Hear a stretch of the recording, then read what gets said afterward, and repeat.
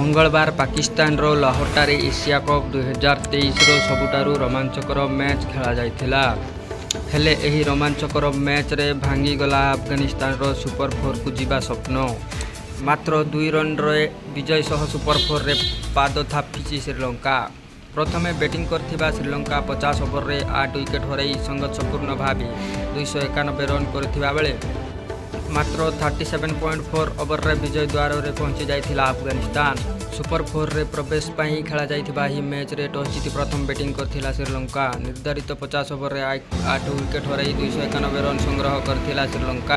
किंतु सुपर 4 को जीवाकू आवश्यक रन रेट हासिल करबाकू हेले अफगानिस्तान को 37.1 ओवर रे एही लक्ष्य हासिल करिवार आवश्यकता रहिथिला।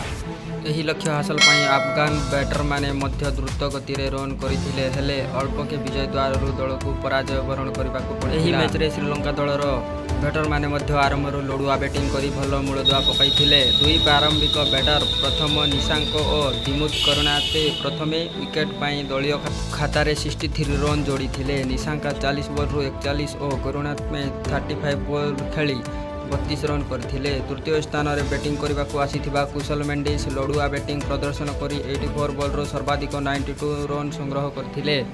तेबे से दुर्भाग्यजनक भावे रन आउट होई निजर शतकरू वंचित होइथिले। चरित आसांग 36 रन करबाकू सक्षम होइथिले। शेष ओवर बेलकू विनीत औलेंगा और महेश तीक्षाणा विस्फोरक बैटिंग करी दलीय स्कोर को 291 रे पहुंचैथिले।